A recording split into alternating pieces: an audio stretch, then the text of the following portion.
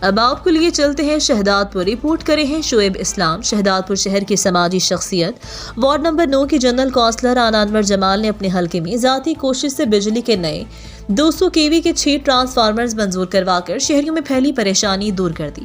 علاقہ مکینوں نے general counsellor Rana انور جمال کا بھرپور استقبال کیا، پھولوں کے ہار پہنا کر خوشی کا اظہار کرتے ہوئے کہا کہ ہمارے وارڈ کی خوش نصیبی ہے کہ ہمیں رانا انور جمال جیسے کونسلر ملا جنہوں نے اپنے حلقے کی عوام کی پریشانی کو محسوس کیا۔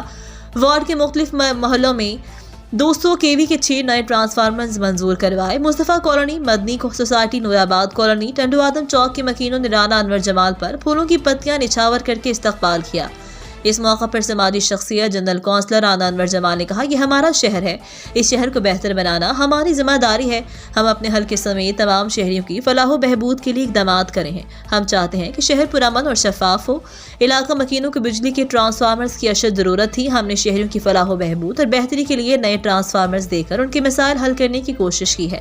اس موقع پر رانا ندیم سلیم، وکیل راجپوت، افضل قریشی، ندیم گڈو قریشی، رانا عبدالغفار، رانا عبدالواحد، سلیم خلجی، ریحان ٹھاکر اور دیگر نے بھی رانا انور جمال کے ہمراہ تھے۔ مزید خبروں کے لیے وزٹ کریں ہماری ویب سائٹ rednews.pk۔